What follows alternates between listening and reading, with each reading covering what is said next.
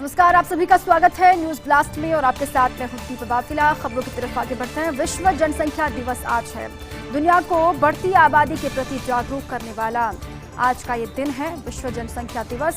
प्रदेश में 70 साल में 1.5 करोड़ से 8 करोड़ हुई जनसंख्या, ये चिंता वाली बात है। जिस तरीके से जनसंख्या लगातार बढ़ रही है, प्रदेश की 81% आबादी युवा, हर साल औसतन 9,27,000 बढ़े। राजस्थान में करीब 19% आबादी 45 साल के ऊपर है और देश भर में जनसंख्या नियंत्रण को लेकर अब शुरू हुई है कवायद। राज्यसभा में जनसंख्या नियंत्रण के संबंध में प्राइवेट मेंबर बिल पेश और अब 2 से अधिक बच्चे तो छिनेगी सरकारी नौकरी, न लड़ सकेंगे चुनाव। आबादी नियंत्रण के लिए यूपी सरकार ने भी बनाई जनसंख्या नीति। हालांकि यूपी जैसा कानून राजस्थान में 2 दशक पहले से लागू है। 1994-95 से 2 से अधिक बच्चे वालों को निकाय पंचायत चुनाव लड़ने पर रोक है और 2002 में कानून बनाकर सरकारी नौकरियों को लेकर लागू किया गया था। मुख्यमंत्री गहलोत ने ट्वीट कर बढ़ते जनसंख्या विस्फोट को लेकर आगाह किया है, चिंता व्यक्त की है, आगाह भी किया। उन्होंने कहा कि पृथ्वी पर संसाधन सीमित हैं, ऐसे में जनसंख्या के बढ़ते दबाव की वजह से बुनियादी आवश्यकताओं की पूर्ति पूरे विश्व के लिए बड़ी चुनौती है। विश्व जनसंख्या दिवस पर बढ़ती जनसंख्या के खतरों के प्रति जागरूकता बेहद आवश्यक है, ताकि आने वाली पीढ़ियों को गुणवत्ता युक्त जीवन जीने के बेहतर अवसर मिल सके। विश्व जनसंख्या दिवस आज है। खुद सीएम ने भी ट्वीट किया है और ट्वीट करके जो लगातार जनसंख्या में वृद्धि हो रही है उसको लेकर चिंता व्यक्त की है। जनसंख्या विस्फोट को लेकर आम लोगों को भी आगाह किया है। उन्होंने कहा कि पृथ्वी पर संसाधन बेहद लिमिटेड है, सीमित है। ऐसे में जनसंख्या के बढ़ते दबाव के कारण बुनियादी आवश्यकताओं की पूर्ति पूरे विश्व के लिए बहुत बड़ी चुनौती है। विश्व जनसंख्या दिवस पर बढ़ती जनसंख्या के खतरों के प्रति जागरूकता बेहद आवश्यक है। लोग बढ़ती जनसंख्या को लेकर जागरूक हों, ये बहुत अहम है, बहुत आवश्यक है, ताकि आने वाली पीढ़ियों को गुणवत्ता युक्त जीवन जीने के बेहतर अवसर मिल सके। इन बातों का जिक्र सूबे के मुखिया अशोक गहलोत ने भी किया है और साथ ही कहीं ना कहीं चेताया भी है, आगाह भी किया है। जिस तरीके से आबादी लगातार बढ़ रही है साल दर साल, वो सरकारों के लिए भी चिंता वाली बात है। विश्व जनसंख्या दिवस आज, और इसीलिए हम कह रहे हैं कि दुनिया को बढ़ती आबादी के प्रति जागरूक करने वाला आज का ये पूरा दिन है। प्रदेश में 70 साल में 1.5 करोड़ से 8 करोड़ हुई है जनसंख्या। प्रदेश की 81% आबादी युवा है, हर साल औसतन 9,27,000 बढ़े और राजस्थान में करीब 19% आबादी 45 साल के ऊपर है। देश भर में जनसंख्या नियंत्रण को लेकर जो कवायद है उसकी शुरुआत अब हुई है। राज्यसभा में जनसंख्या नियंत्रण के संबंध में प्राइवेट मेंबर बिल पेश हुआ। अब 2 से अधिक बच्चे तो सरकारी नौकरी नहीं मिलेगी, चुनाव नहीं लड़ पाएंगे। आबादी नियंत्रण के लिए यूपी सरकार ने भी जनसंख्या नीति बनाई है। हालांकि यूपी जैसा कानून राजस्थान में 2 दशक पहले से ही लागू है। 1994-95 से 2 से अधिक बच्चे वालों को निकाय पंचायत चुनाव लड़ने पर रोक है और 2002 में कानून बना करके सरकारी नौकरियों को लेकर इसको लागू किया गया था।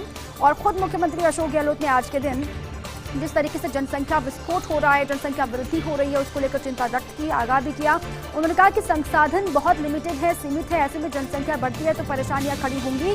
भविष्य में बढ़ते दबाव के कारण जनसंख्या जिस तरीके से बढ़ रही है, बुनियादी आवश्यकताओं की पूर्ति पूरे विश्व के लिए बड़ी चुनौती बन गई है। न सिर्फ हिंदुस्तान के लिए बल्कि दुनिया भर के लिए बहुत बड़ी चुनौती है आवश्यकताओं की पूर्ति कर पाना। विश्व जनसंख्या दिवस पर बढ़ती जनसंख्या के खतरे के प्रति सभी को जागरूक होना होगा, ये बहुत आवश्यक है, कम से कम आज के दिन, ताकि आने वाली पीढ़ियों को गुणवत्ता युक्त जीवन जीने के बेहतर अवसर आगे मिल सके। ये सभी की कोशिश होनी चाहिए। सरकारों की भी जनसंख्या नियंत्रण बहुत जरूरी है, यह आज के दिन कहा जा रहा है। कोरोना को लेकर मुख्यमंत्री अशोक गहलोत की अपील। कोविड का दायरा कम हुआ है, जिस तरीके से कोविड लगातार बढ़ रहा था, दायरे में कमी आई है, ग्राफ में कमी, लेकिन खतरा अभी भी टला नहीं है और इसीलिए कोरोना को लेकर मुख्यमंत्री अशोक गहलोत की अपील है। अनलॉक 4.0 को लेकर मुख्यमंत्री गहलोत ने ट्वीट करके सभी से अपील की है। उन्होंने कहा है कि पिछले दिनों में कोविड के मामले लगातार कम हुए हैं। उन्होंने कहा कि पिछले कई दिनों में कोविड के जो मामले हैं उनमें कमी देखी जा रही है, जिसकी वजह से कई रियायतें दी गई हैं, कई छूट प्रदेशवासियों को दी गई है। लेकिन याद रखें, कोरोना कम हुआ है लेकिन अभी गया नहीं है, ये सीएम ने भी दोहराया है। बार बार वो इस पर जोर दे रहे हैं कि रियायतें इसलिए दे रहे हैं क्योंकि केसेस में कमी देखी जा रही है, लेकिन सभी को याद रखना है कि कोरोना कम हुआ है, केसेस में कमी आई है, लेकिन खतरा अभी टला नहीं है, कोरोना गया अभी नहीं है और इसलिए लापरवाही बिल्कुल ना करें, ये सीएम ने सभी से अपील की है। कोरोना प्रोटोकॉल का पालन करते हुए मास्क लगाएं, सोशल डिस्टेंसिंग का ख्याल रखें। सीएम ने कहा कि कोरोना प्रोटोकॉल की जो प्रोटोकॉल है उनकी पालना सभी को करनी है। 2 गज की दूरी, मास्क है जरूरी, इसको ख्याल में रखना है, ध्यान में रखना है। यदि हमने लापरवाही की तो यहाँ भी दूसरे मुल्कों की तरह तीसरी लहर आ सकती है, ये कहा जा रहा है। बार बार एक्सपर्ट्स भी कह रहे हैं कि अगर लापरवाही नहीं बरतेंगे, प्रोटोकॉल की पालना करेंगे, कोविड एप्रोप्रिएट बिहेवियर को अगर अपनाएंगे तो तीसरी लहर की संभावनाओं से बच सकते हैं। तीसरी लहर हो सकता है कि टल जाए और यही सीएम ने भी कहा है कि यदि हमने लापरवाही की तो यहाँ भी दूसरे मुल्कों की तरह तीसरी लहर आ सकती है। पुनः लॉकडाउन इत्यादि कड़े कदम उठाने की नौबत ना आ जाए, ये सीएम ने कहा है, सभी को आगाह किया। ये आप सभी के सहयोग से ही संभव हो सकेगा कि तीसरी संभावित लहर को रोका जा सकता है अगर लोग जागरूक रहते हैं। जो रियायतें दी गई हैं वो सिर्फ आम लोगों के लिए, आम लोगों के हित में है, सिर्फ प्रदेशवासियों के लिए है, लेकिन लापरवाही नहीं बरतनी है। लापरवाही अगर होगी तो फिर से लॉकडाउन की स्थिति बन सकती है, कड़े कदम उठाए जा सकते हैं, जिससे जाहिर तौर पर प्रदेशवासियों को ही एक तरीके से आप कह सकते हैं कि परेशानी होगी। अब अनलॉक 4.0 को लेकर मुख्यमंत्री गहलोत ने ट्वीट किया। अनलॉक 4.0 की नई गाइडलाइंस जारी कर दी गई हैं और इसी के साथ ही सीएम की अपील है सभी से। उन्होंने कहा कि पिछले दिनों में कोविड के जो मामले हैं उनमें कमी देखी गई है, केसेस में कमी आई है, जिसके कारण कई रियायतें दी जा रही हैं। धीरे धीरे सिलसिलेवार तरीके से जिंदगी को नॉर्मल किया जा रहा है, लाइफ को पटरी पर लाया जा रहा है, लेकिन याद रखना है कि कोरोना अभी कम हुआ है, अभी गया नहीं है, इसलिए लापरवाही बिल्कुल ना करें। 2 गज की दूरी का ख्याल रखना है, मास्क बहुत ज़रूरी है, कोरोना प्रोटोकॉल की पालना करनी ही है, ये सभी को अपने स्तर पर सुनिश्चित करना है, ये सीएम ने कह दिया है। अगर हमने लापरवाही की तो यहाँ भी दूसरे मुल्कों की तरह, दूसरे देशों में जिस तरीके से तीसरी लहर की आहट सुनाई दे रही है, वो हिंदुस्तान में भी तीसरी लहर को आने से पहले रोका जा सकता है अगर लोग जागरूक रहते हैं। इस पर भी सीएम ने जोर दिया है। उन्होंने कहा कि लॉकडाउन आदि जो कड़े कदम हैं वो उठाने की नौबत ना आए, ये सभी को ख्याल रखना है। यदि आप सभी के सहयोग से अगर ये हो पाता है तो इससे अच्छा और क्या होगा। सीएम कह रहे हैं कि सिर्फ सरकार के काम करने से, सरकार के नियम कायदों को लागू करने से ये पूरा नहीं हो जाएगा, बल्कि नियम कायदे जिनके लिए हैं अगर वो लोग फॉलो करते हैं तो फिर ये संभव है कि तीसरी लहर को आने से पहले ही रोका जा सकता है। आज के दिन सीएम ने सभी से ये अपील की।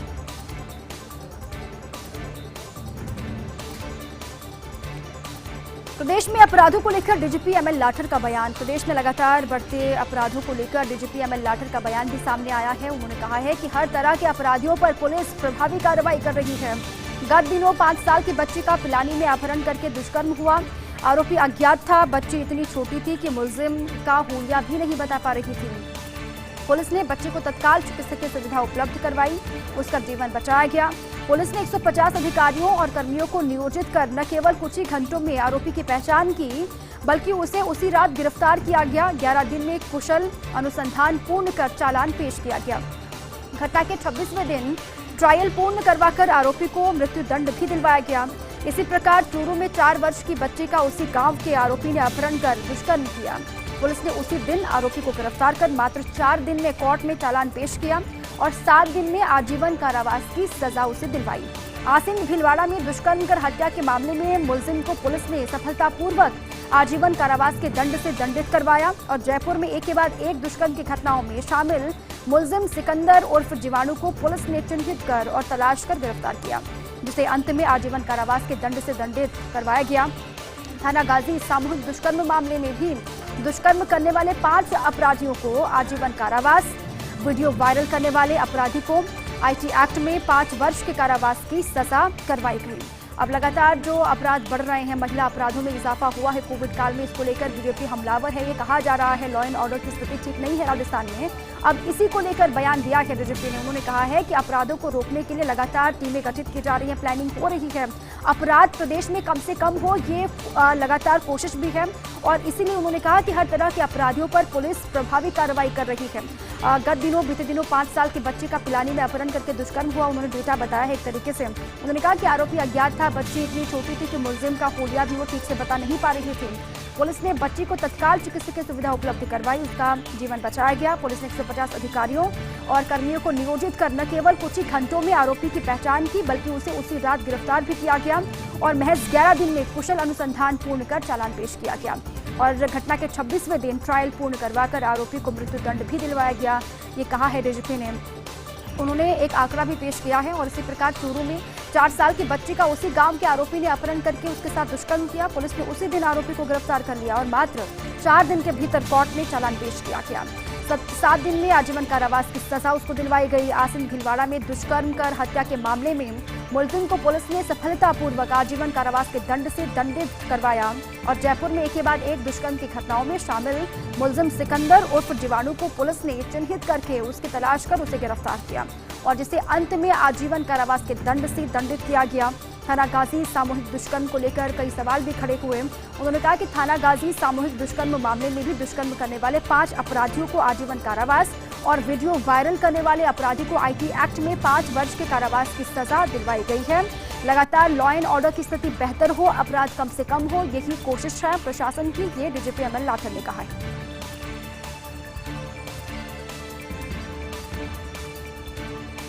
आगे बढ़ते हैं। झुंझुनू से इस वक्त की बड़ी खबर है। बोलेरो और मार्शल की भिड़ंत में 3 की मौत हो गई है। गार्जी कबास के पास दर्दनाक हादसा ये हुआ। 2 लोगों ने मौके पर ही दम तोड़ दिया। एक गंभीर रूप से घायल ने इलाज के दरमियान तोड़ा दम, ये जानकारी है। मंडावा पुलिस मौके पर पहुंची, वाहनों को हटवाया गया। हादसे में 2 अन्य लोग भी जख्मी हैं जिनको अस्पताल पहुंचाया जा रहा है। जबरदस्त हादसा हुआ और हादसे के बाद जानकारी ये है कि 2 लोगों ने मौके पर ही दम तोड़ दिया है। 3 लोगों के जान जाने की खबर है। तस्वीर भी वहां से सामने आई है। बोलेरो और मार्शल की भिड़ंत में 3 की मौत। गार्जी के बास के पास ये दर्दनाक हादसा हुआ और 2 लोगों ने मौके पर ही दम तोड़ा। एक गंभीर रूप से घायल ने इलाज के दरमियान दम तोड़ दिया। मंडावा पुलिस मौके पर पहुंची, पड़ताल की जा रही है कैसे ये हादसा हुआ होगा। वाहनों को वहां से हटवाया भी जा रहा है। हादसे में 2 अन्य लोग भी जख्मी हैं जिनको तुरंत प्रभाव से अस्पताल पहुंचा दिया गया, उनका उपचार जारी है।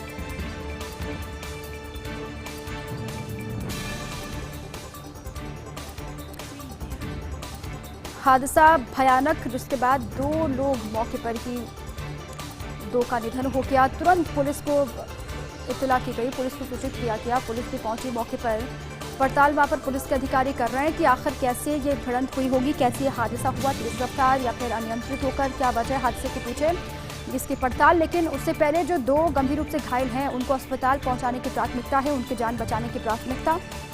3 लोगों ने दम तोड़ दिया है, 2 ने मौके पर ही और एक को अस्पताल ले जाया गया। वहां पर उसका उपचार जब चल रहा था, उसने उपचार के दौरान ही दम तोड़ा। दर्दनाक हादसा हुआ।